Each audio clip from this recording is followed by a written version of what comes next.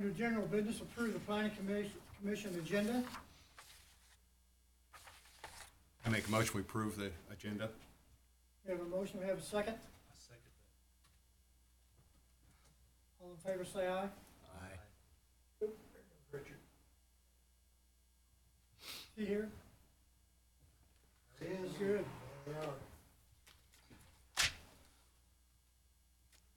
Lucky you.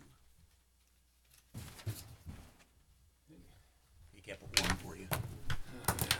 Right there. Should be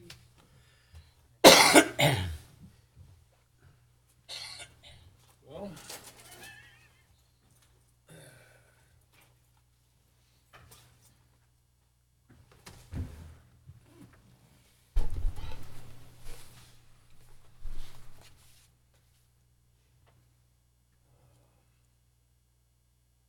everybody had a chance to look at the minutes.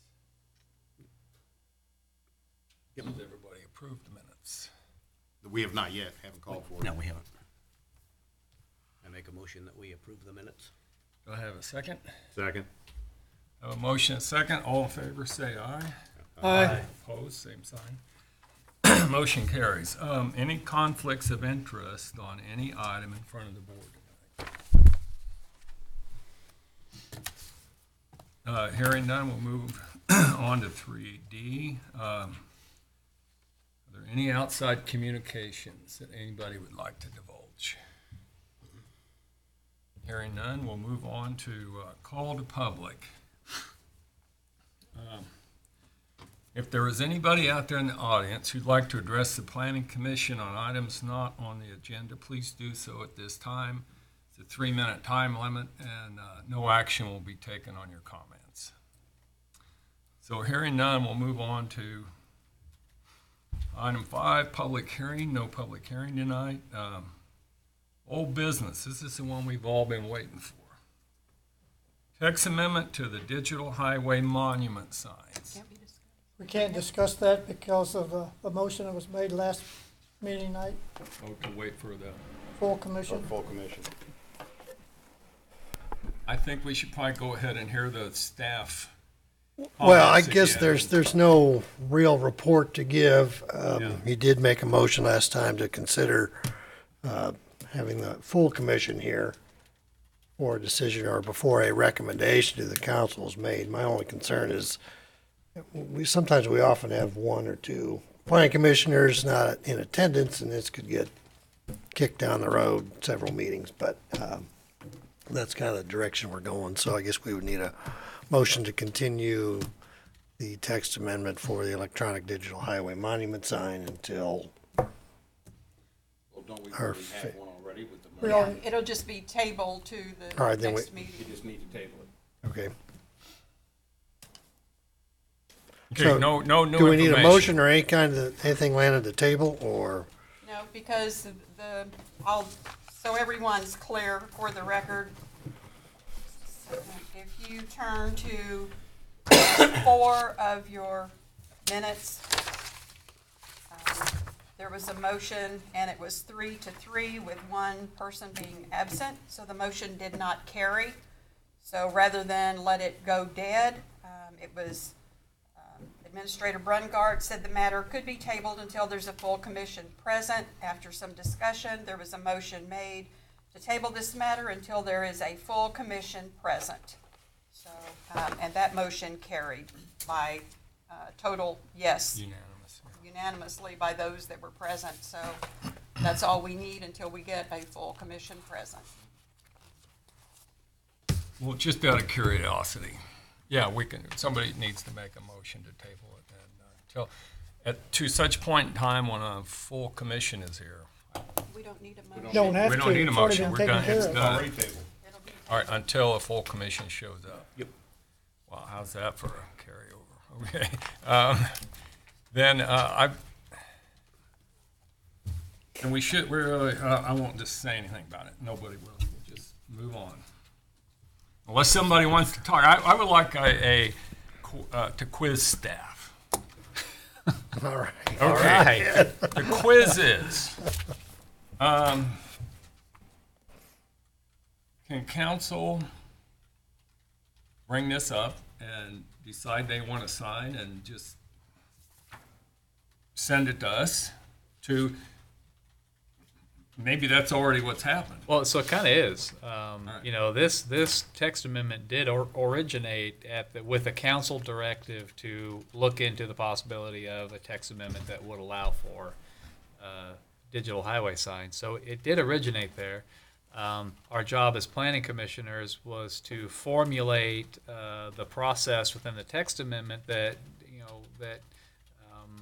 responded to the council's request, and that was also made sense to us as a group. Whether or not you agree with the concept is kind of irrelevant, but the text amendment that made sense. If we were going to do it, this is what we would want, the checks and balances in place. So your decision now would be to either recommend what you have on the books to the council, or recommend that the council not adopt what you put together. Regardless, it'll go to the council, and when it does, if it goes to the council with a recommendation not to adopt, the council could override that recommendation by a 2/3 majority, or send it back for a particular revision, or just accept that recommendation. So that's kind of the process. I think your question, though, Richard, the planning commission does need to make a recommendation at some point before one it way or goes, another. before it goes to the council. Okay, so just out of curiosity, this is hindsight, but if we were to have sent it forward with a disapproval, council would still have the same, they got the same opportunity. They have to vote on it again, am I not mistaken? Yeah, if they want anything changed. Now, I guess if they don't want anything changed, then I guess they could just not vote on it, but correct. And should we expect, there were some questions asked at the last presentation, like, what would change your mind? And, we got some answers. And I think one question was, like to know more about the size. And has that information been given to staff? Well, I think we've kind of hashed quite a bit about the size and location, landscape We haven't requirements. talked about it since the last meeting when No, well, no, that person because- asked the question. You know what I'm Well, I saying? thought we tabled this and we were going to discuss it at the next meeting. We're just going over and over. Okay, Subject's dead for all right, I'm done. So, well, new business.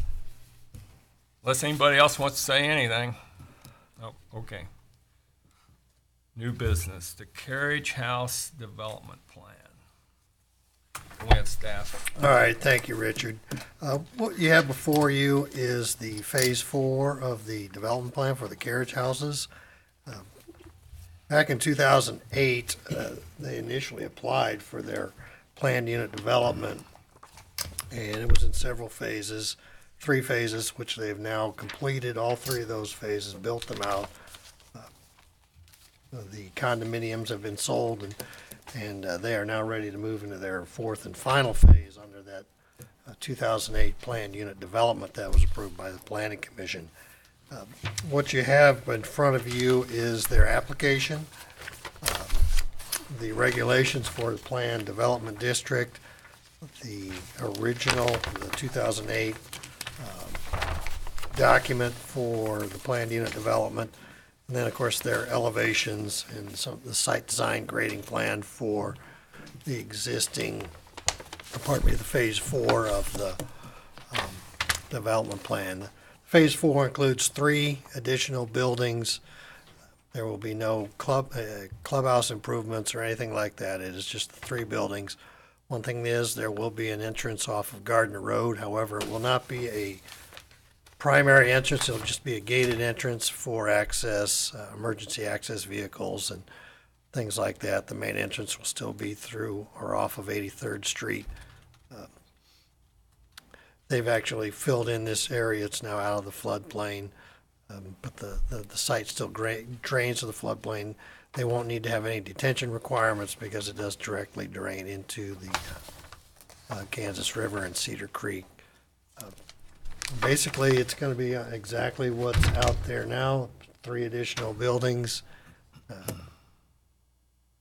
They're asking for your approval of the final development plan for the fourth phase of This will the be the project. last of that project, won't it? will be the last of it on this property. There's been some discussion about buying the property to the east, but I don't know if that's moved forward at all. But as far as this goes, this will be the last phase of the PUD that was approved in 2008.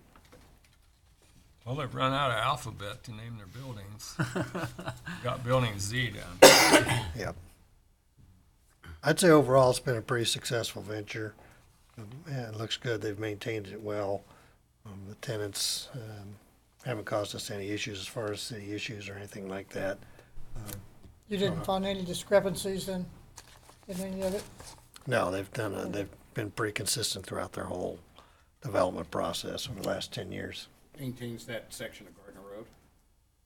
Actually, that section is maintained by Sahara Sand from the entrance to about where the scales are to 83rd Street, and then after that, it's City Crews maintain that.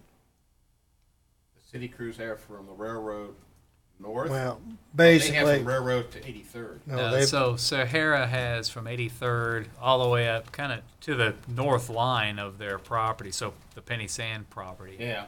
which is, I think it's a quarter, well, half a mile or so. Yeah. Okay. And then we have it north to the gun club. Is there any reason to contact them, see if they have a problem with an entrance coming onto that road, as far as maintenance is concerned? Well, I would say yes, except this is just like for occasional use. It's Right. not open to the public. It'll be gated. It really is just an emergency type use. And there's been a construction entrance there, I think, for a while. The reason I'm asking is because it looks like it's going to be asphalt, which means It'll- it'll come out to the edge of the gravel road. If in the process of normal maintenance, that asphalt gets trashed, are they going to be held liable because they maintain the road, or is the carrot houses going to be responsible? Now, if this were if it was just a normal situation, we maintain the road. It would be the carriage houses that takes care of their own entrance. So It's up to the concrete edge of the road, that'd be on the carriage houses. yeah, as I recall, the agreement with Sahara Sand or Penny's Sand is they maintain the road. I mean, this is clearly still being the right of way for between the road and the property line for the carriage houses, so that would I just, fall under their responsibility. I didn't want to see the city get nipped for something that, we're not responsible for. Okay. Well, it's 8-inch reinforced concrete. So that's pretty hard to, not that you can't Good stuff. bung No. it up, but it's pretty durable. Yeah, I didn't know if it was asphalt. I thought it was, Yeah, it says concrete on here. oh, it does. Yeah, it's hard to get a straight edge in asphalt, freehand asphalt. So, Depends who's doing the work. so this comes back as soon as it's built and as soon as they do a survey of the actual walls. Then we'll see it again. That's Yeah, correct. so, right. The next thing you'll see is a plat that defines the envelopes, because these are condo units. They're each individually owned. Yeah.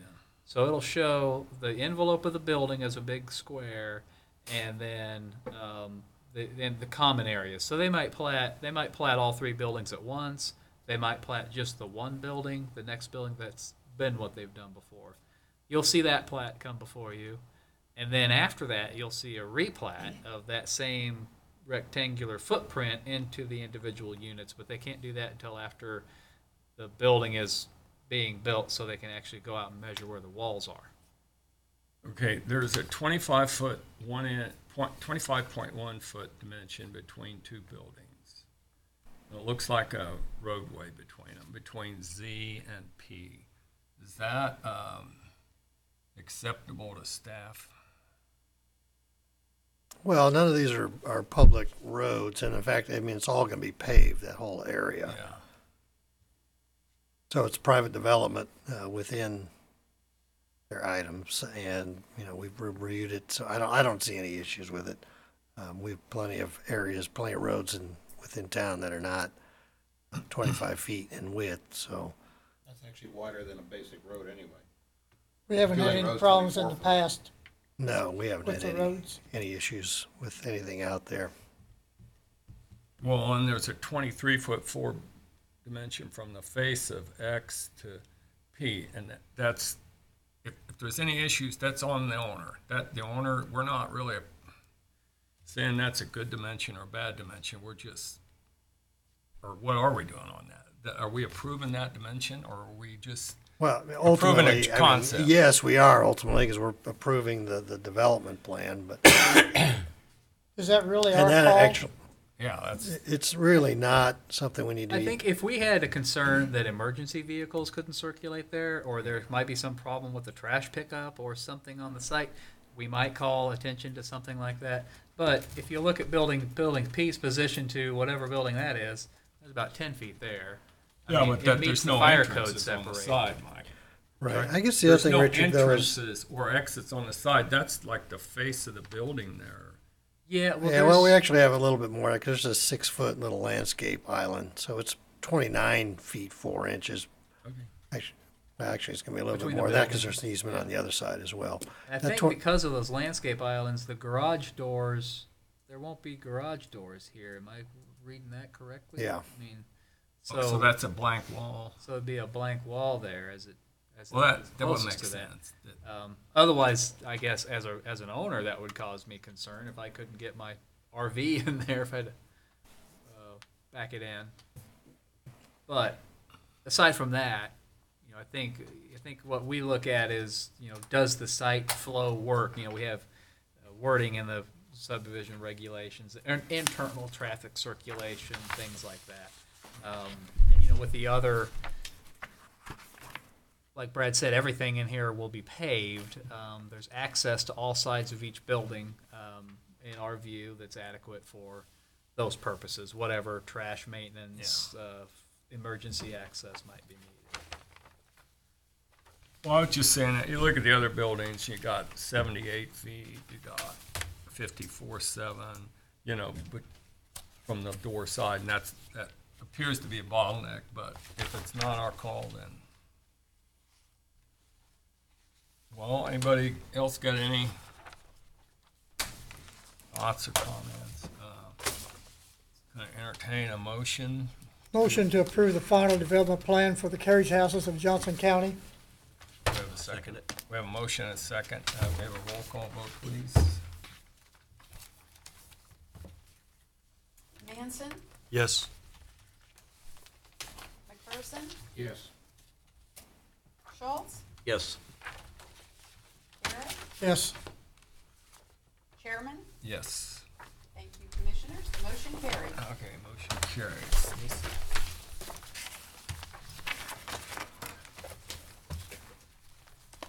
Item 7B, final plat for Arcadia Estates. Can we have the staff report, please? All right, thank you, Chairman.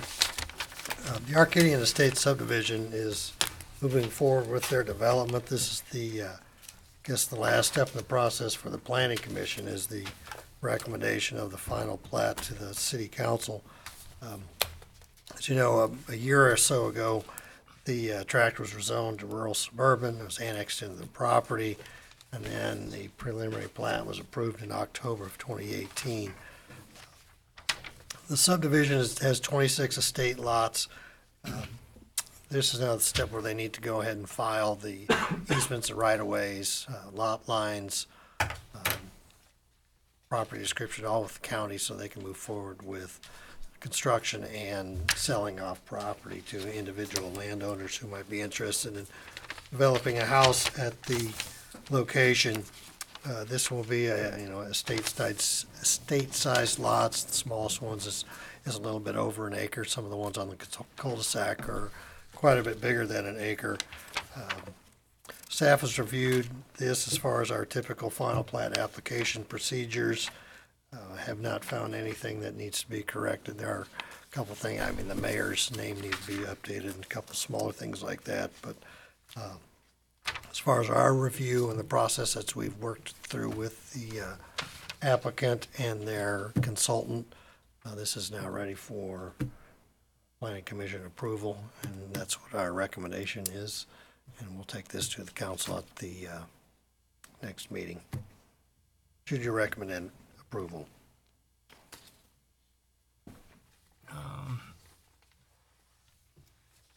I mean, we've Anybody- kind of gone through with the preliminary plats where we, went through a lot of this stuff with the landscaping, the easement setbacks, the pedestrian easement. Of course, we talked about the fiber and the lines to allow for that. So we've, made quite a few adjustments through this whole process, and this is sort of the last sort of perfunctory step before it goes to the city council and then ultimately it's to the county for recording. There was some issues with the drainage off of the property onto the adjoining properties, so that was all. Yeah, we worked that, and Mike did review the drainage study, and we did get the appropriate size for detention areas. It's mostly along Waverly Road in the northeast corner of the site, and the ditch along there is where the detention will be retained during a rainfall event, and then it'll drain off into 95th Street. Yeah, I think we talked about the existing situation there at the corner of 95th and Waverly that just has pretty bad flooding concern there. It floods quite a bit, and that's right where the detention facility is. So we're pretty comfortable that this is going to make that situation better. Even though there will be more water because of the roofs and the pavement, the situation will be improved after this goes in. On the fiber, refresh my memory, there ends up being no specific requirement from planning commission that there's a conduit. Well, at the time there wasn't, but we've since added that text amendment, so we now have that requirement for new subdivisions coming online that have to install fiber conduit within the development. However, I guess the silver lining here is now we have 2 fiber companies that are going to be installing fiber throughout DeSoto, which will also serve this subdivision. So while there was some hand-wringing about that a year or so ago, it actually looks like it's going to work out pretty well for our future residents in this subdivision. Well, just today, as a matter of fact, I called Mercury. They have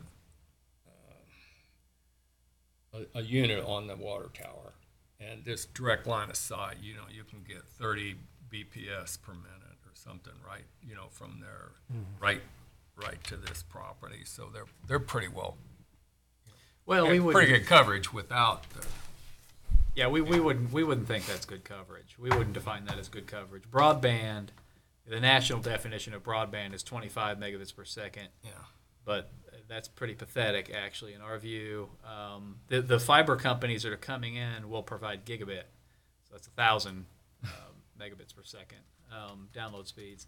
That's the type of infrastructure that we were aiming for. Yeah. And you'll remember when this was, it actually came up at the council level, specifically with this property, specifically upon annexation. Because that was before we'd resolved the broadband thing. It was in the public discussion quite a bit of concern around it, especially in this area south of K10 that doesn't have any land-based service. So there's a separate development agreement between the owner and the city that he will install conduits that'll make available. But that was before we knew that this was going in. So that's kind of separate and apart. Yeah. From the approval process, and then during that time we added the requirement that any new subdivision make sure that you provide that it will be provided with broadband internet service. So that was an add-on later.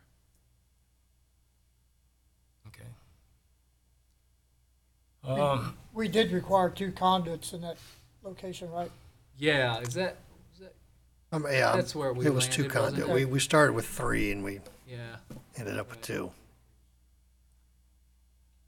Yes, sir. Is there going to be a resolution between what RG Fiber wants conduit wise and what the council required of him as far as an adjustment, or is it going to stay what the council required? I think we'll probably stay with what the council required.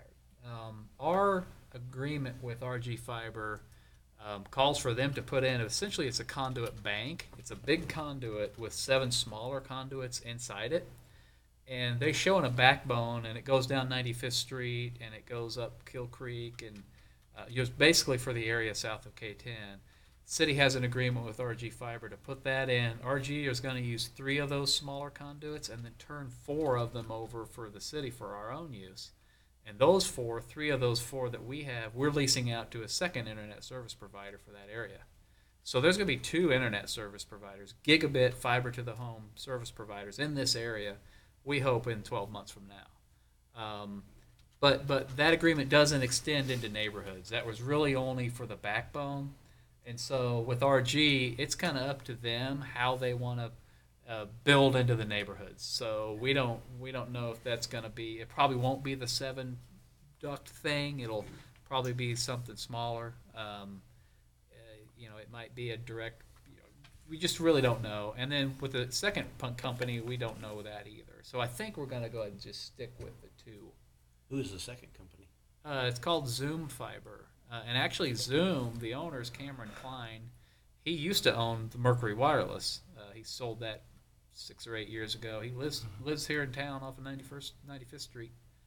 So he's a local guy.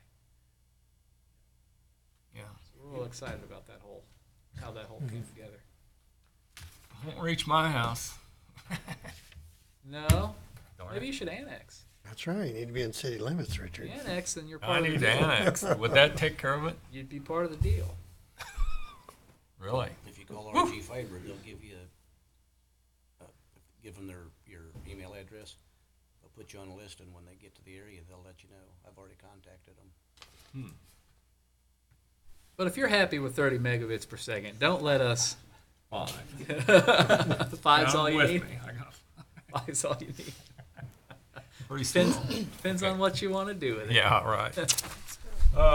Okay, anybody got any questions or any further comments? We've kicked this one about a bunch too. So I could have a motion and a second, please, for approval of the Arcadian Estates final plat. I make a motion to approve the final plat for Arcadian Estates. Second. We have a motion, a second. We have a roll call vote, please. Manson, Yes. Chairman, Yes. Schultz, Yes. Person, Yes. Garrett. Yes. Thank you, Commissioners. The motion carried. Okay. New business item 7C, the comprehensive plan update. Everybody got part of a book in their package, and it's pretty long. A lot of stuff in there. A lot of stuff. Do you want to give us just a broad brush? Yeah, I sure will, Chairman. Just one thing I wanted to emphasize, this is going to be an agenda item for the next several meetings as we move through these chapters. Sometimes we might move a little faster than others. And Richard's right, you did get a lot of information dumped on you at this one time. I think one thing, though, as we move through this, need to focus on the land use. That's really sort of the backbone of the comprehensive plan, the future land use. And then we're also going to touch a little bit on utilities tonight, because utilities sort of guide us with those, bricks and mortar kind of decisions as to what's ultimately going to happen with that land use. So they really need to be tied together. I think also one thing that Mike and I had talked about was we'd like to have at some time soon a joint meeting with the Planning Commission and the City Council, because ultimately the council does approve this document and it adopts this city policy. I want to make sure that it's not just something that we work on and sort of in a vacuum and then just toss it on the council's lap and say, approve this. So we really need to have a joint meeting so we can kind of flush out all the issues and make sure that we have a document that everybody stands behind. But ultimately, the planning commission is the one that does all the heavy lifting on this process. So I'm going to just kind of run through the chapter, and once again, this is a discussion when it's not just a staff report and a vote, and kind of like what we just did on the few previous items. I'd really like to hear your feedback as we move through this. We are still working with our consultant, but Mike and I will be taking you through sort of the public process and the interaction with the report. So they'll be working more as a staff member and just supplying data and information at this point. So as far as the vision, goals, and objectives, and this is all based upon the public input process that our consultant had, and information from the strategic plan, information that, that Mike and I get when we meet with individuals here in City Hall. It's just, it really tries to encompass all sorts of direction as far as goals and objectives for the community. And even with the Parks and Recreation Plan, which has just been adopted by the City Council, there's a lot of public involvement there that we pass that information on to our planning consultant. So they're aware of all the discussion that happened with the park plan as well. Economic development, you can see it's one of the goals is obviously we want to expand shopping, business establishment, things like that, revitalizing downtown, encouraging growth and development. Those are all pretty standard things, but the thing is you got to think about how do we want to do all those things. Certainly we want to have growth, but as we know, the demographic of retail is changing. People are ordering things online, so we're not going to see Best Buys and big box retailers likely popping up in DeSoto. The other thing that's sort of happening with, and these are all sort of tied together with these goals, like the housing, the neighborhood stability goal, is having a lot of choices. What we're finding is people like to have different choices. I mean, right now we've approved a fairly significant apartment complex, a high-end residential type apartment complex. We've got the Possum Creek development, which is smaller but a sort of a walkable type subdivision. The Timber Trails area is finally kicked off, and we were moving on with some homes there. There's the Harbor Ridge development, and then, of course, the Arcadian Estates. So we really have, in the past, and then the duplexes that Don Parr is doing out at the Harbor Ridge. So we really have now, in the last 2 years, got a fairly good variety of housing types within the community. Another thing that these economic goals and objectives, when we talk about neighborhoods, is this sort of walk-to concept. So things that, we need to talk about the trails and how all these things connect together. What we're finding is people don't like to drive as much, even though one thing about DeSoto is we're kind of centrally located and people can drive to stuff conveniently. But once they're here, they kind of want to plop down and be as close to things as possible. So that was kind of one of the larger takeaways that I got on the housing and neighborhood stabilities. Choices of housing, connectivity, that that's what makes the community something a desirable location. Quality of life, maintain the image, ensure city staff are well trained, things like that. Once again, some of these things are fairly common from any community that they'll want to have. But when we talk about the amenities and the vision and the strategic plan image, those are things that just sort of are intrinsic that you need to just sort of soak in a little bit about as you read this and try to understand how we make decisions as a planning commission, how it ties to these goals and objectives. Transportation. I'd mentioned the pedestrian access and the circulation needs for the city. One thing that's going to be a big challenge for us is when we talk about jumping across K-10 with utilities and other public services, because right now we don't provide water over there. We don't provide sanitary sewer there. We've just now, in the last year, we're going to be part of the fiber network that goes over there. But other than that, we do streets. And that's all. So one thing we need to talk about as a planning commission is the utilities. Where do we want to provide that first, I guess, 4A with sanitary sewer service? And Mike's looked at this for several years as our city engineer and now administrator on how to get that done. But that will also tie in very closely with the land use, because where that first sewer line goes through is now going to open up that area much more likely to be developed. And, you know, if you look at our zoning map, we've kind of got a piano key of different zonings along the south side of K-10 corridor with heavy industrial, commercial, residential, all sorts of things. When we put in sewer over there, are we going to pipe it under the highway back to this side to our plant, or are we Yes. gonna? Okay.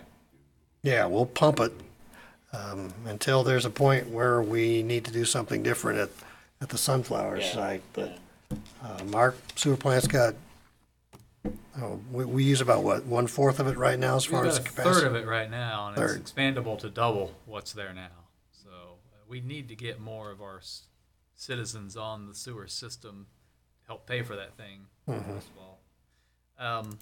We didn't put it in your packets, but I spent a couple days updating. In the current comp plan, we have these series of maps that are just they go along with and help support, like Brad said, help support justification for these land use categories that we're proposing.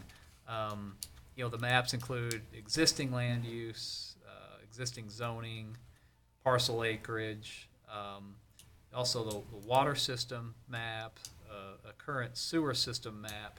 But I think the most applicable ones are, there's a couple of them. There's a water accessibility map and then a future sewer system map, future sewers. And nothing really drives growth like the future sewers, you know, where sewers are going to be. We were going to really dig into this kind of at the next, during the joint meeting when the Planning Commission and Council come together to really talk about where the rubber meets the road on the future land use map and how these things tie into economic development and the capital improvements plan and all the other strategic planning the city does. So I spent a couple days, a couple months ago, updating all these plans, and I've thrown the sewer extension, the sewer service map, up here on the screen. And again, we'll talk about this in greater detail when you know, probably next month, whenever we set up that joint meeting. This map, it looks a lot the same as the one that's in the current version that I did 10 years ago, because the sewer just kind of follows the drainage basins, you know, and those don't ever change. But a few things have changed. Some of the priorities have shifted. Basically, what you see here in the center hatched area is what we currently consider served. You know, that's our currently area we currently serve by sewer. And you can see under this hatched area, there's the existing sewer lines. But all these colorized areas are sewer basins that we could extend service to. What's the lime green, Mike? The lime green, so the green areas, these are kind of phasing. So I'm just calling them phase 1, 2, 3, and 4. So the green would be phase 1. So that's kind of the most immediately servable areas that, you know, that either flow down to existing sewers infrastructure or that we could pump to the sewer plant. So like that just curious, right off of, where's Lexington? I think I'm seeing the sunflower curve to the bottom there. And so you're proposing maybe for the Sunflower Village? Lexington is here. So, Yeah, Sunflower Village will be on so clearly in the served area. yeah, so here's Sunflower Village. One of the things from an EDC standpoint that we've been working with the last 5 years is these larger parcels out by 103rd and Edgerton. They all have a single owner. This one and one of these in here. Really big economic development proposals have come through, opportunities that we've presented on to try and get, you know, big, you know, warehouse distribution type stuff. And we've chased a series of those, half a dozen of them probably over the last several years. in this. And so one of the ideas is to extend service out to this area. You know, if one of those companies had said yes, we would be doing this. So that's why it shows up as green, kind of a phase one idea. And this is actually something we're considering throwing into our capital improvement plan, you know, maybe for a year, 4 or 5 or 6, just to show it, because it's something we could do. So that's why that's shown as phase one. And really, the Clearview Village is shown included in that, because if we do this and have these sewers out there, there's an opportunity to hook them up too. Right now, Clearview's they have those lagoons across Sunflower Road, so they're not on public sewer, they're on a lagoon system. So in terms of immediate opportunities, the one that we've always kind of looked at is this service across K10. So K10's here. We have an existing sewer line here. We'd go under the highway where the Kill Creek Bridge is, Yeah. and then up this drainage way to get to 95th and Lexington. So that would serve this area and these sort of commercial areas that are along Lexington Avenue. It would also provide service to this interchange here. That area right above 95th, between 95th and K10, right Yeah. there where your In hand here? is. Why Right. is not that area green? Well, it's phase 2. I don't know. Whatever. We could make it green. It could be, but the immediate need was to get to these existing businesses that don't have. Oh, yeah, okay. You know, that could be green too. If there's a manhole right there, you could just, you know, you can start extending that line, and it's relatively the phasing's relatively arbitrary. It's just a little further up in the drainage basin. So that's kind of the first opportunity we see. Now, there's something that said some of this over here couldn't be phase 1. You know, up from Arbor Ridge. This is the Arbor Ridge development. This all flows down toward existing sewers in Arbor Ridge. You know, that could happen too, but that area might not be as economically advantaged as this interchange. So that's kind of, I mean, we can talk more about the rest of that maybe later on, but Yeah, I mean, to me, that's one of the critical things. Is it is. And the big other, flat land for commercial development yeah.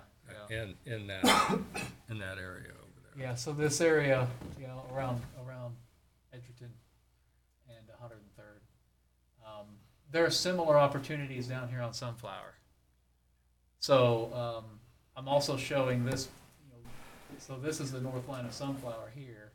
So we're showing extending sewer service onto the Sunflower property. Within this, and you know, that's reflected also in future land use categories on that future land use map. And one thing also, we're hopeful on the Sunflower property, some of those northern sites have been, I guess, deemed clean and ready, but the county wants the whole site to be cleaned up, or any pieces are sort of broke off for development.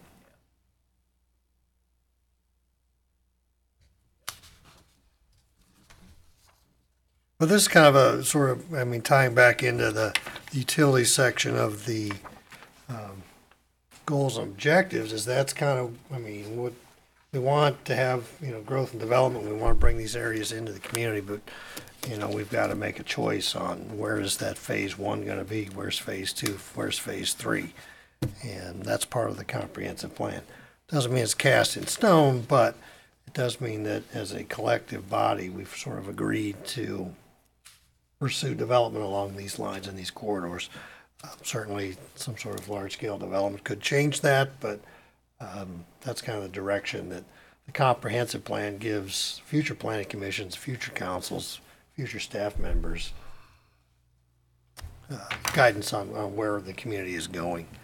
The other thing also I wanted to touch on was transportation as well.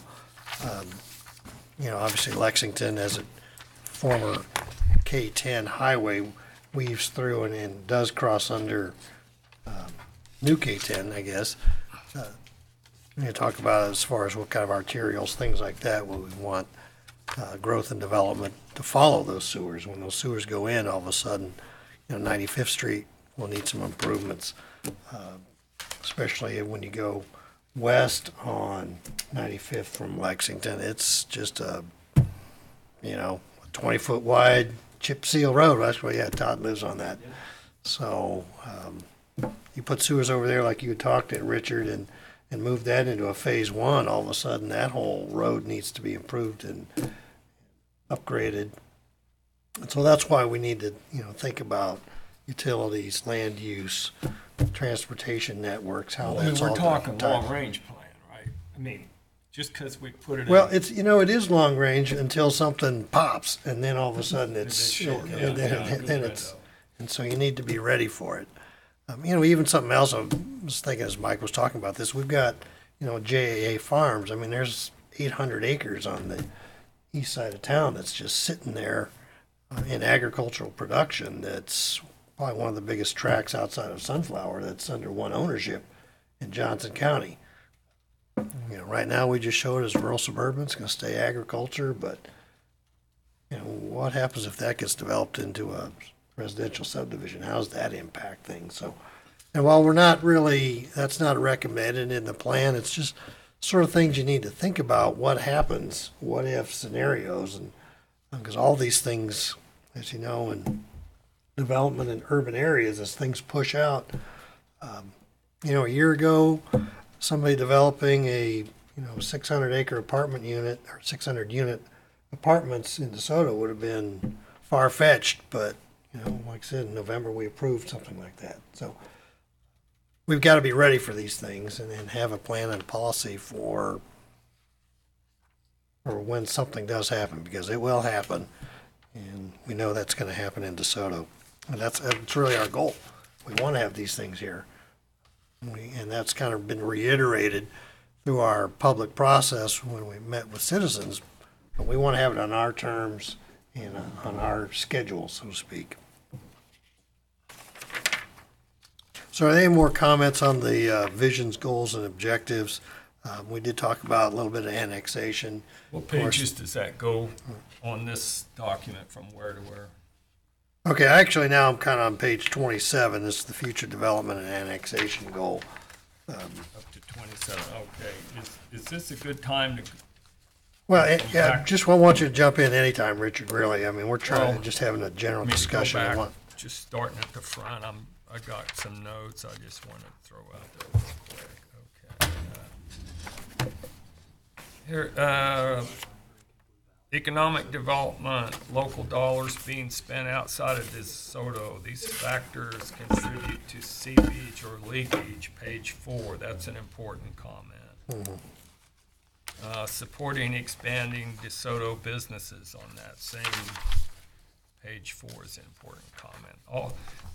And just in general, this is not like we even at Planning Commission, expand art, entertainment, medical offerings. I mean, this is all economic stuff. Like who the person that wrote this was our consultant Correct.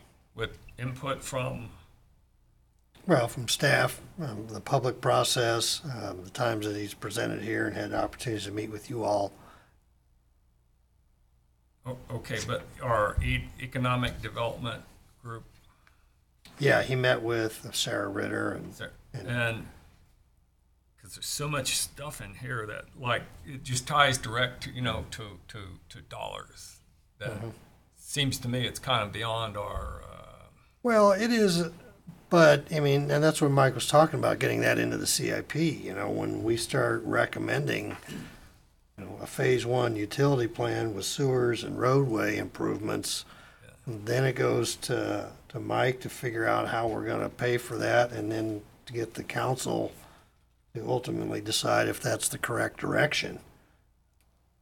So it does. I mean, we're sort of the grassroots part of this process that will ultimately bubble up into a capital improvement program and ultimately have city funds expended on some of these items. Okay, I do think, Richard, just my 2 cents, I think you're headed down a path that I agree with. Reading through chapter 3 specifically, there's a lot of this, we will do this and we will do that and we will measure this and we will track project like that. I've got you're who. gonna I've got the implement- 3-letter word who. Yeah.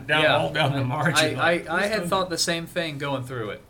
And so maybe there's some sort of a language disclaimer about, our goal is to work toward these goals.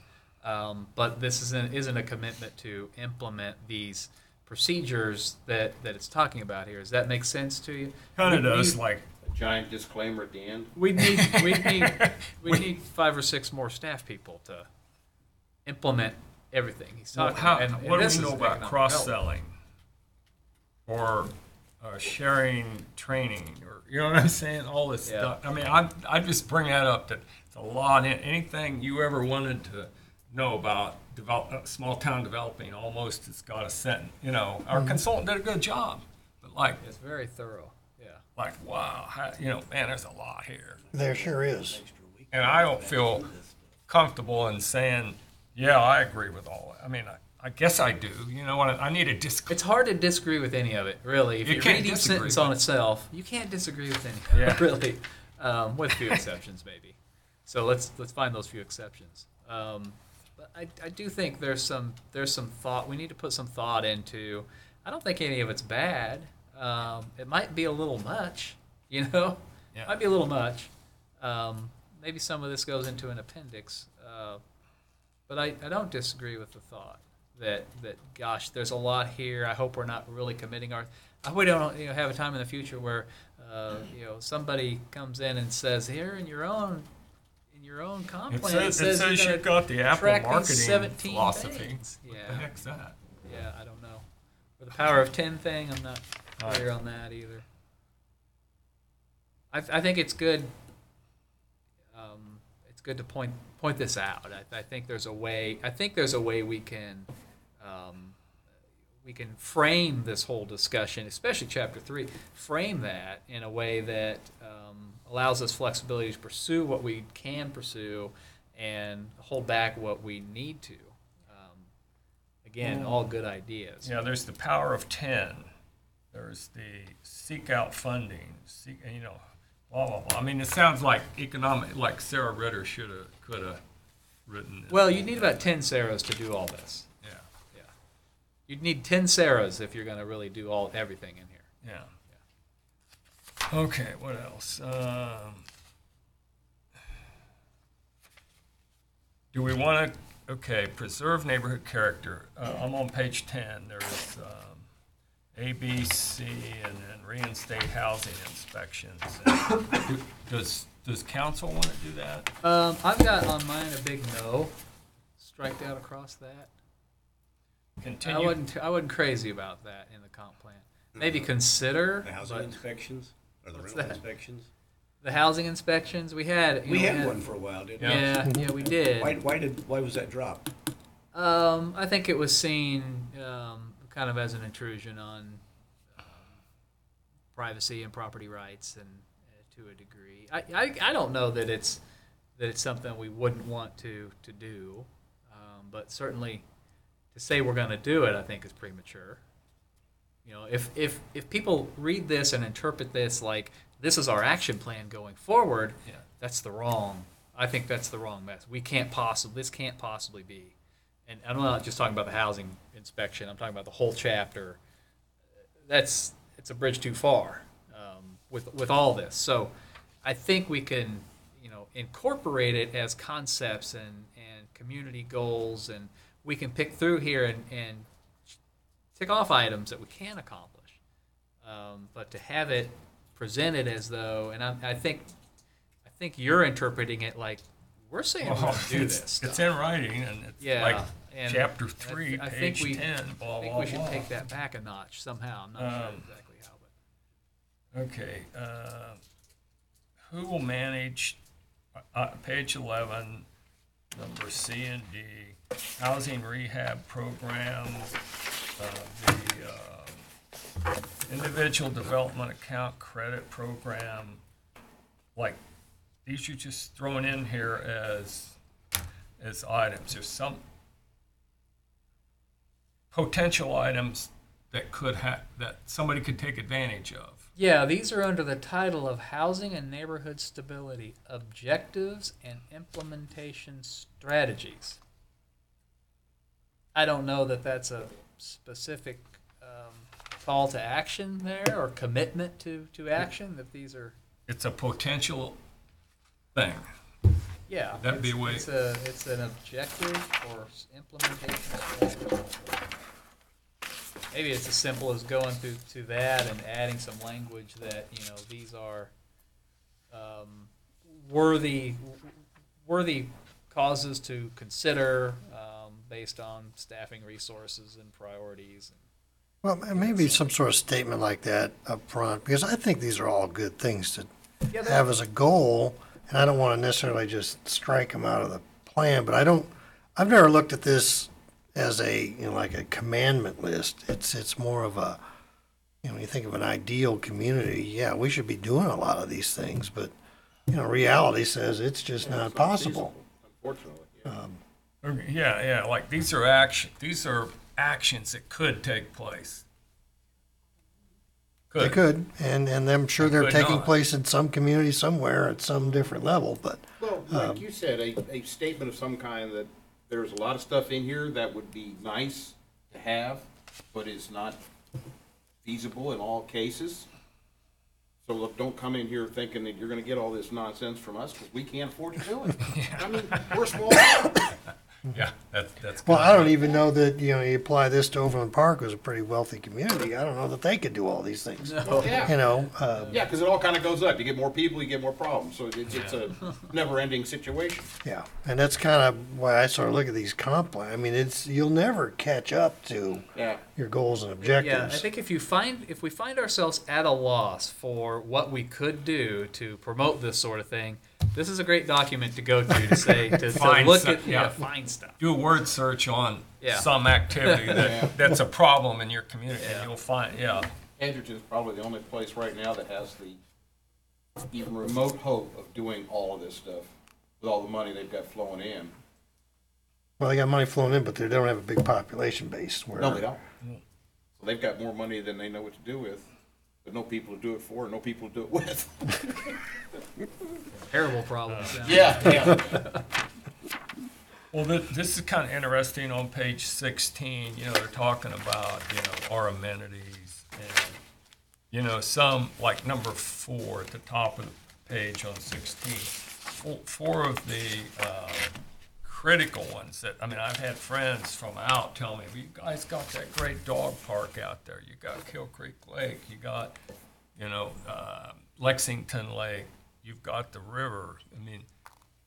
There's 2 lakes, there's a river, and there's trails, and there's a dog park that kind of, I don't know that I would think they'd want to be mentioned as amenities. And create a comprehensive trail system. That's really good, I like that. Number 8. Wasn't Here's that, excuse me, a minute. Wasn't that one of the things on the survey you put out was trails? Yeah, that was prominent in the results of the Parks and Rec master plan. People want trails. Yeah. How you gonna do that? Well, we got to find some money for them. So you think we've reconstituted the park board. They're back together. It's a whole new group, but they're kind of taking their leadership role in finishing up that master plan that's now been approved by the council. But I think it's got a list of millions and millions of dollars worth of amenities that we could add, improvements to existing parks, new trail systems. There's a sports complex primarily for soccer, but maybe for baseball and other activities as well. Lots of money in capital and programming. I think it's likely that the park board prioritizes some of those and works with the council and our financial advisors to come to some place where we might consider issuing a bond referendum for Parks and Recreation. Is that something that can be shared with us to see what they've come up with? Yeah, we do. The Parks and Rec plan will be an appendix to this comp plan, and so when we have that joint meeting with the council and we talk about these things, we'll need to get that summary document. The consultant put together a really good summary of the recommendations. I think that's where we could start. Yeah, like page 16, number 8, right in the middle, meet with local landowners to determine best locations, follow the routes designated on the future land use map. So our land use map will show, I'm looking at you guys, I'm looking at staff, we're gonna show, I'm not sure we need to show trail system on the future land use map. We've got that on a separate, in the Parks and Rec master plan. then it might wanna come out of here. Reference that, yeah. Reference the, okay. Maybe we should reference that. Oh, here's a killer one, page 17, there's at the bottom, implement performance measures, like ones 1 through 5. Track private, semi-private investments, track amount of money, track the linear foot of sidewalks, track adjustments, man, you need more staff. So I just got big question marks by those then. I'm with you on those. That's There's not a the lot- first. That's that's not a the lot only of time work. the performance measurement is mentioned. Okay, under transportation, KDOT and Mark, somehow I was of the impression, I had Mark confused with the K-10 corridor group, Oh, okay. which is long defunct. But Yeah. Mark, Midwest Regional Council, Yeah. they're alive and well, so. And they're very important. They have, they allocate federal funds in the metro area, and so we have to go to them begging for federal funds for projects, and that factors into our CIP. And can we get a bus stop in DeSoto? Oh, I don't know. I mean, it was tried before a bunch. Yeah, That came up a lot, the whole. Can they go to Lawrence and they go to the community college and nobody was stopping DeSoto? It's that Well, nonstop. to be honest, Rich, I think we ought to try to get an Amtrak stop here so people Wow. can stop here and drive right into the city, but I'm surprised so I far it didn't. hasn't Used to worked have out. one. Yeah, they used to be sort of. Yeah. All right, I so, do remember that. Just barely, but I do remember it. I mean, it seemed like No, the a train. bus stop ought to be, Stop down there. That's a good suggestion. Yeah. and I don't know, maybe nobody ride it, I don't know. Well, I don't know, think but they blow and public go transport- between Johnson County Community College and University of Kansas. You'd think we could get them to stop and, Well, no, because the beauty of that is a nonstop connector. Yeah. Well, I know, but they are going right The other by. thing, You'd think it'd be a easy. public transportation component, role in here, I think would be appropriate. We used to have the Flex Ride. Johnson County put on that Flex Ride program, and they stop at the assisted living facilities, and they'd go out to Clearview, and it got defunded or something. They just quit doing it. And then with your bus stop idea, I think that's probably worth. Probably no demand, not enough demand, I don't know, but it seemed like in the future maybe, Yeah, but that that's a good goal to have. that ought to go in there.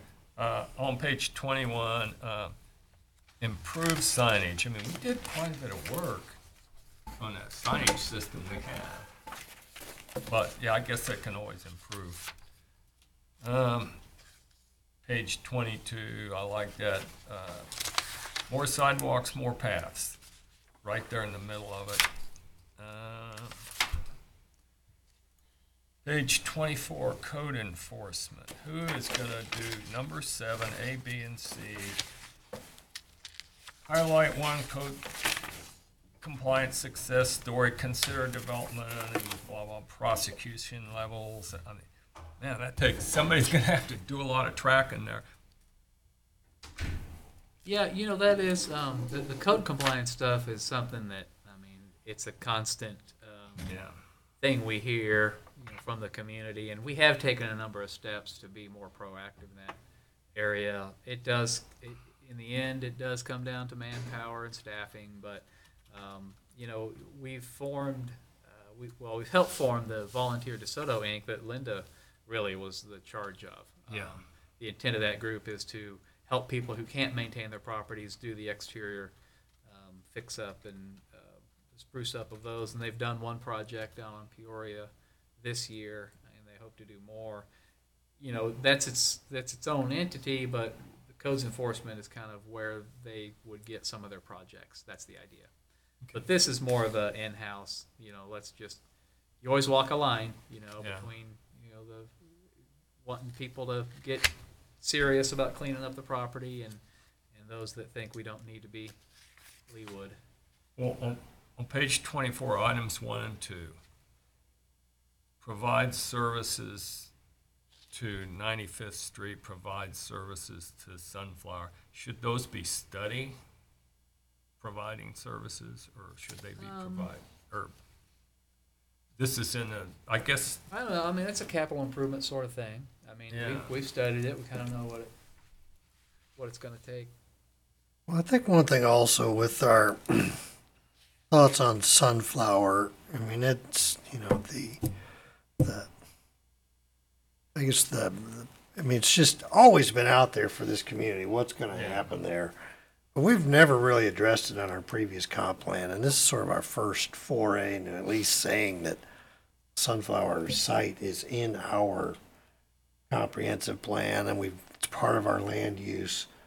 So some of these references to Sunflower, I mean, are going to be very vague, and yeah, we want to provide services. What's that look like? Who knows? We don't know if it's going to be ready in 10 years like the Corps has told us, or 50 years. But at some point we need to start putting our stamp on sort of, this is our territory, we're planning for it. Why not start now? So, I mean, that's kind of, You own an acre right at the front of it, with the water plant, don't you? yeah, well, water plant's kind of more in the middle, but, yeah, that's You own our, an acre of it on 4 sides. I believe if comes to annexation. Oh, you can- no. See, the one of the conditions of that title transfer was that we wouldn't use it as contiguous annexation. Did you put it in writing? Yes, it's in That's writing. too bad. But, I would say, Thinking, Mom. discussions with the Sunflower, the owners, they're not necessarily opposed to annexing.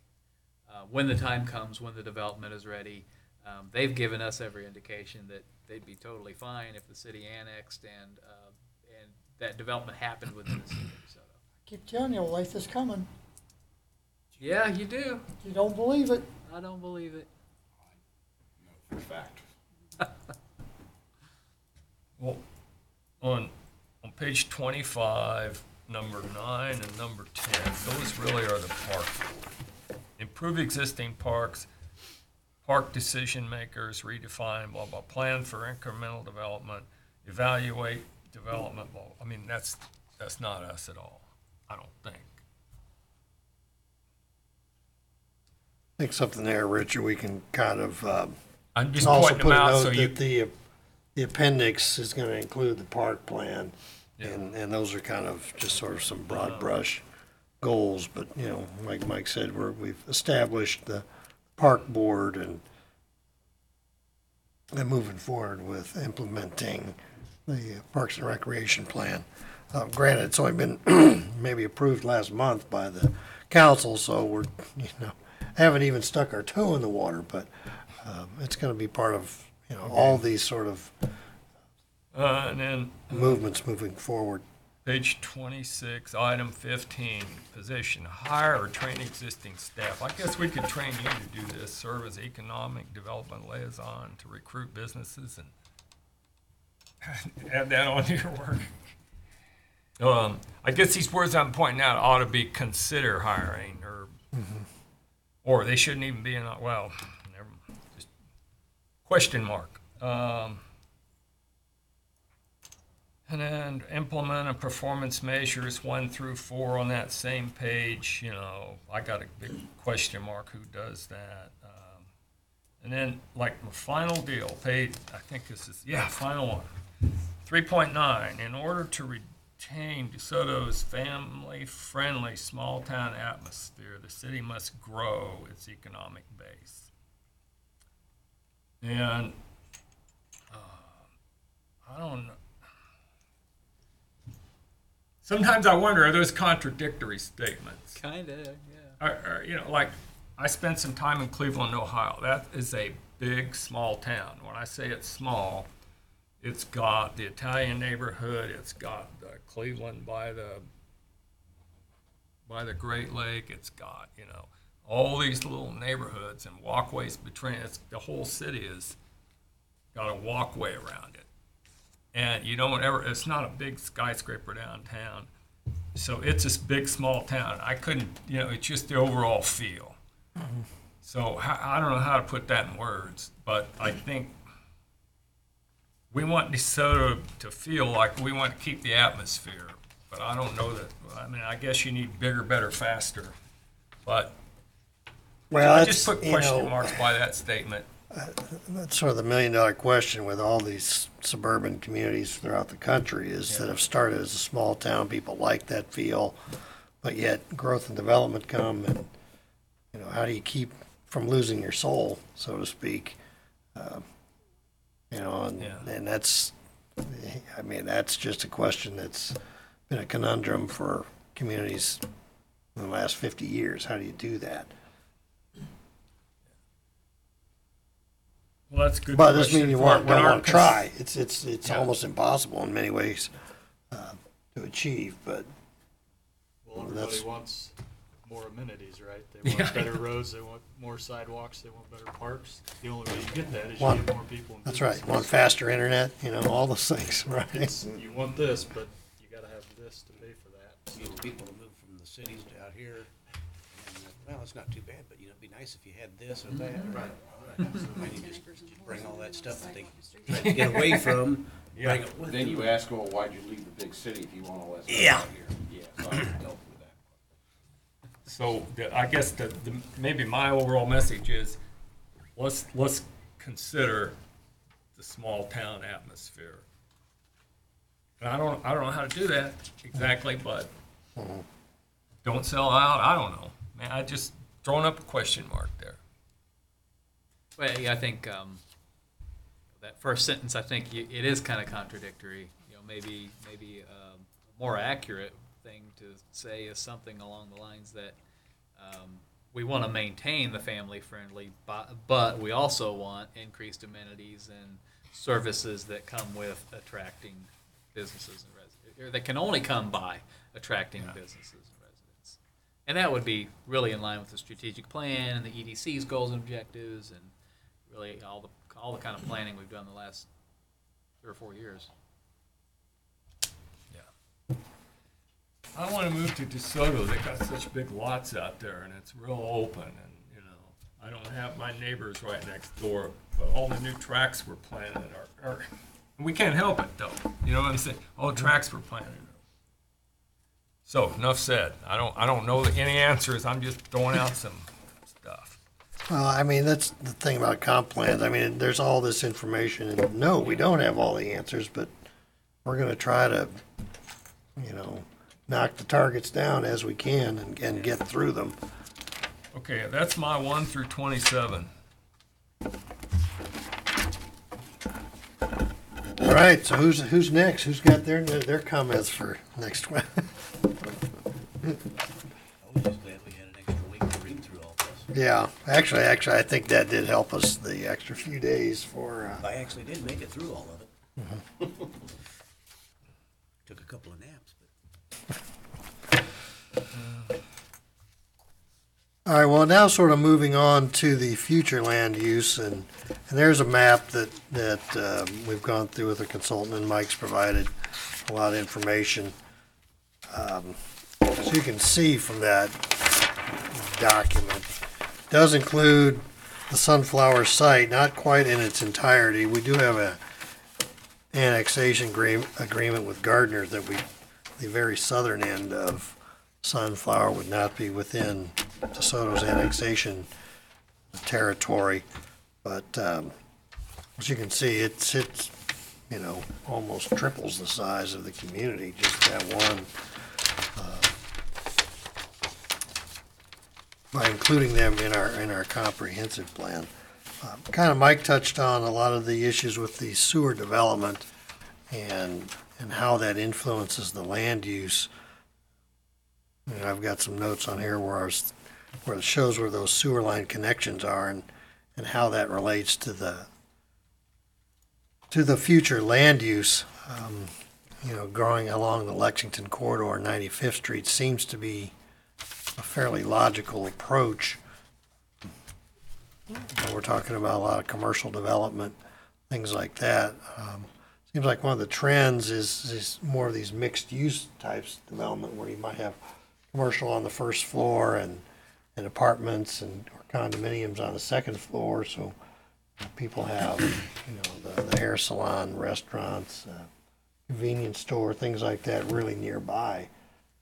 That's something that Lenexa has been pushing with their city center.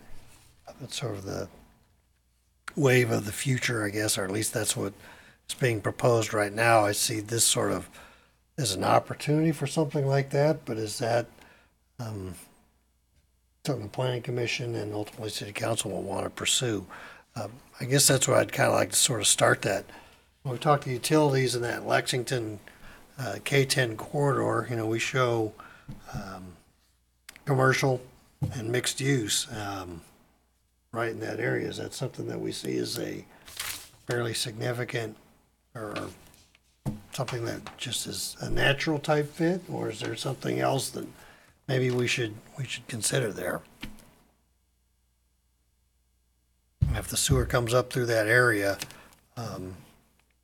it's going to change the face of it certainly pretty rapidly, I would think.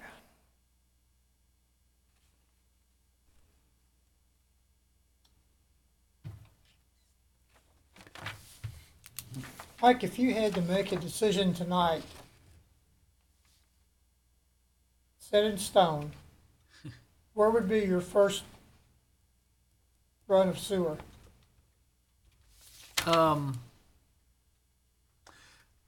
So I didn't really, and it's a long story, but the other green, this green area out here by 103rd and Sunflower, it relies on the connection to an existing sewer line that's owned by, that was put in with the Army, that runs along this whole corridor on Sunflower Road. Mm-hmm. There's a 12-inch sewer main that runs along there, and it was put in the 80s, and it's plastic pipe, and we think it's in good condition.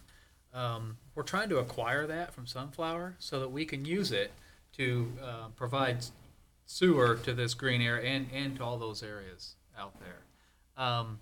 If we're able to get that, and right now we kind of have an offer on the table to purchase that from them. It's a force main up until 95th Street. And then from 95th Street on north, it's gravity. Flows out to the river, goes right by our sewer treatment plant. Mm-hmm. So we could connect that to the sewer treatment plant and serve, basically that would open up That whole area. really is the good. whole area. And see, I think that's what they need to do. Um, How long? Well, I've been coming to council meetings, what, 9, 10, 11 years? yeah, And we talk about this all the time, yeah. and then it just kind of goes away. So the issue, Bob, with taking public money and just going out and extending, let's make that property developable. Let's build the road. Let's put the sewer out there. Every dollar you spend in public money essentially goes straight to the pocket of the existing landowner. That's exactly right. So their prices go up by exactly the same amount that it would take to bring them sewer. So to solve that, what you do is you take all or a part of the cost of that and attribute that to a special taxing district on that land. Mhm. Well, no one's going to agree to a special taxing district unless they're ready to develop. So it's a chicken or the egg sort of thing. Like I said, we had a lot of big potential chickens out here in that area of 103rd and Edgerton. Could be great big home runs if any of them happened. But in terms of bang for your dollar, those are the sorts of things that would be fantastic. But to go out there and build something tomorrow, to just wait for it to come, that's a little harder. That's a harder sell. But I really that's kind of the direction I would head. I think some of this stuff along. So I say that really for two reasons. First of all, this would bypass any existing sewer collection system at all. You don't have to go through any of the existing system to get to the sewer plant with that project.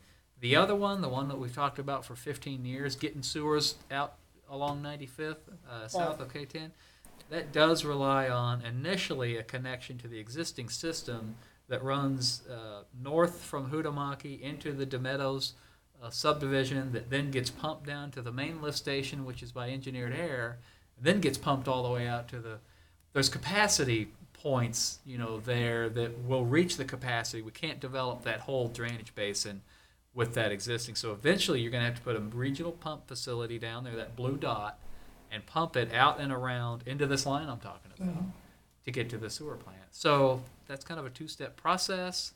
Some of it's already developed. You've got residential area, residential properties already in that drainage basin. Those people probably aren't altogether interested in sewering their property if they're just out there living on 10 acres.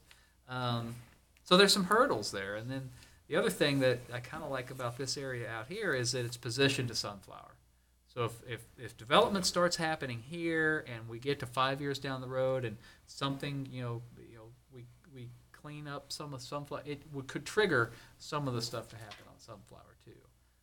It's got good access to the interchanges at evenings or at Edgerton and at Lexington. There's also an interchange out at Evening Star. To me, that kind of makes a lot of sense to aim toward that direction. What level of use is our existing treatment plant? So it's at its current configuration, it's got a capacity of about 1.3 million gallons a day. We get average about 400,000 gallons a day.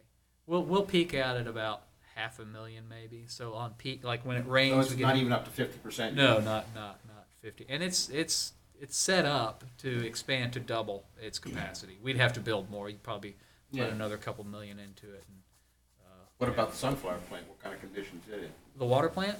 The treatment plant? There isn't one. Oh, there is? I thought you said there was one out there. So there used to be. Okay. There used to be, and that's why this 12-inch line was put in. Mm-hmm. It was an industrial hazardous waste treatment facility, so they'd truck in hazardous waste and treat it there and pump it out to the river. But it's been defunct for a while. We don't have any interest. So there's no plant. That sounds friendly.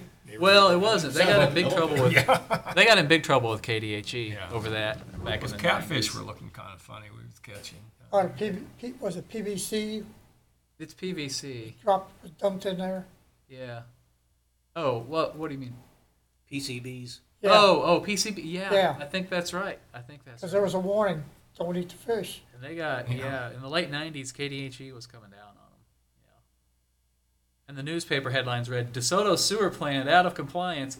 Not us. It's not. Yeah. It's near us. That's the only time we make the news is when it's something bad. Exactly. Well, it seems like the effort. I'm with Bob. The effort ought to be made to somehow get an agreement. We're the only ones that could buy it, or get somehow Yeah, we're working toward somehow get that line tied up. Yeah, we're trying That's real hard. whoever would. And if not, then you can build your own line right Well, next to it. Yeah, I guess right next to it. Well, that's all in that government easement, isn't it? Yeah, and actually, what we're trying to do is just purchase whatever interest that Sunflower has in that whole easement and everything in it. So our two 16-inch water mains are in it. There's a 54-inch water main, and then there's it took raw water up to the surface water treatment plant. Well, yeah, there's a roadway there Aren't they too, tearing that down? basically. It's tearing itself down, but they're just kind of leaving it. Yeah, that's a lot of money to get rid of that water plant. Just a lot of concrete out there. That'll take that's a big effort. So we're trying to purchase that whole corridor. Really, that's our goal. I would imagine most of the stuff in that corridor is no good anymore, isn't it? Well, so we're leasing the two 16-inch raw water mains. They're technically still owned by Sunflower. So we're leasing. We have an irrevocable lease on them. So those are active, and we just spent $300,000 or $400,000 renovating those. So those are in good shape. Yeah. And then so the other line, the 54-inch concrete line, who knows what shape it's in. And then this 12-inch sewer line that we're talking about.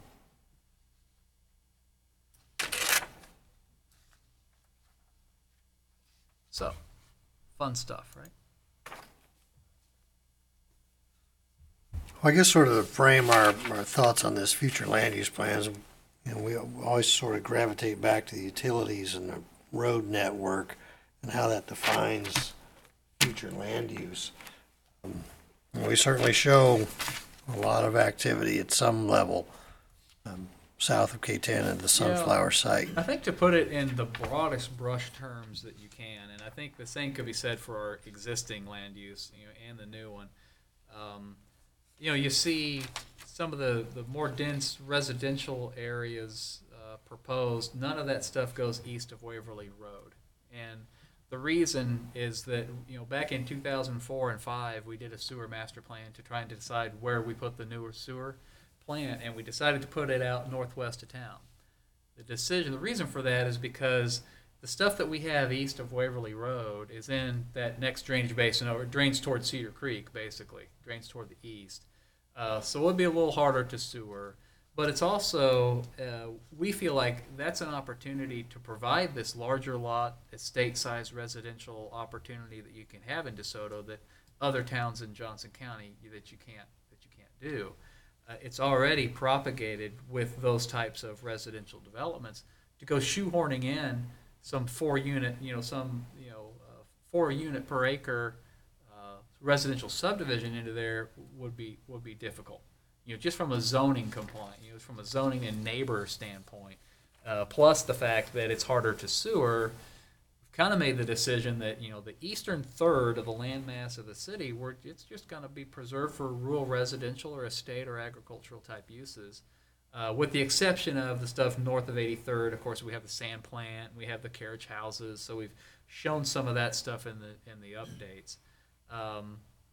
So the more dense residential stuff will be in the area that can be served, and also the area that's already propagated with residential. The existing land use map has a little bit more dense residential out off of Edgerton Road, north of K10. But for the most part, the residential stuff is north of K10 because the topography is more conducive south of K10 for some more intense uses. And so that's kind of why we have, this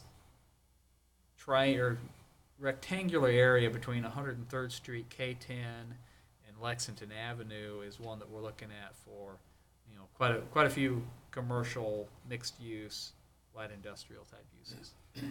I think an argument could be made that there should be some residential component, and there is within the mixed use, but it's a higher density stuff. There could be an argument for some more residential in this area, definitely a little bit more in higher density stuff out here off of Edgerton, but I think maybe it comes down to time frame.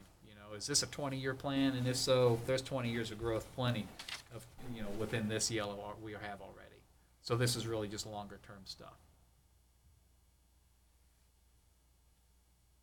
Well, I think also the purpose of our meeting and this discussion tonight is to look at those goals, look at the land use, kind of start in your mind familiarizing yourself with how these things all sort of tie together, and then how do we want to present this ultimately to city council, citizens of DeSoto, and what we want to do. And so it's well thought out. We don't have the answers for everything, but we do have an idea of the direction we want to go. And like you were saying, Richard, you got a pretty good sized novel, week and a half ago, and this is just sort of our first pass through it tonight. So things that you might think of in a week, this is going to be coming back up as we meet with the council, and then future planning commission meetings on these chapters as we come through, and so it's just like I said, it's our first sort of real nuts and bolts meeting with the comp plan. We had a lot of earlier stuff and was public involvement and Background, things like that, history. But now we're really talking about the future and rubbing our crystal ball and seeing what's going to happen or where we want things to happen. I've got a lot of comments on the second part, but you know what? I would rather have the entire commission, and I'd like to just give you in my Okay, that'd be great. Because most of them are like, who, why this, why not this? Stuff that we can't really answer.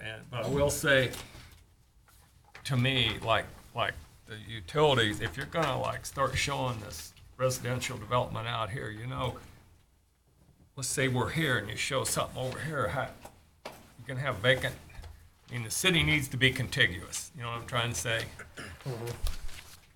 That's just a factor that we need to consider when we look at it. So I'm gonna leave this with you, Brad. Okay, sounds good. Anybody else got any comments on, I mean, the guy did a good job. It's so much in here, like you say, do a word search. Anything you ever thought about doing, you do a word search, you're gonna find it in here, because he does this for a living, he's got it.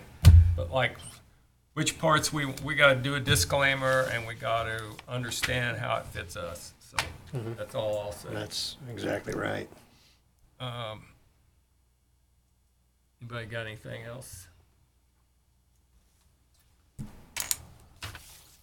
Well, would somebody like to make a motion? Motion to adjourn.